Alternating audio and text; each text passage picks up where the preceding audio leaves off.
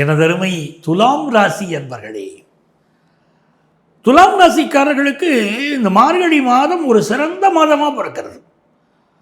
எப்படின்னு பாருங்களேன், சுக்கிர பகவான் என்ன பண்ணுறார், உங்களுடைய தனஸ்தானத்தில் உட்கார்றார். ஒரு பெரிய விசேஷம்.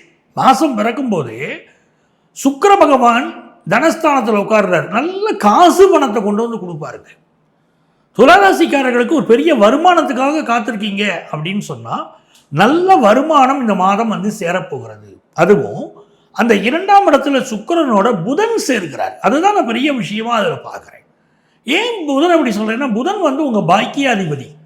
நீங்கள் செய்த புண்ணியமோ, உங்கள் வீட்டு பெரியவங்க செய்த புண்ணியமோ, நீங்கள் செய்த பாக்கியம், இதெல்லாம் அற்புதமாக வேலை செய்யும்.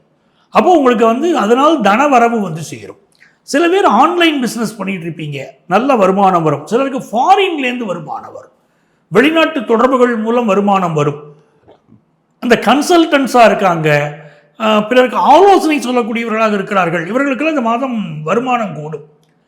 திரைப்படத்துறையை சேர்ந்தவர்கள், நாடக நடிகர்கள், கலைஞர்கள், இவர்களுக்கெல்லாம் ஃபாரின் ஆப்பர்ச்சுனிட்டி கூடி வரும், வருமானம் கூடும். அதுக்கெல்லாம் நல்ல யோகம் இருக்கு. முக வசீகரம் கூடுங்க.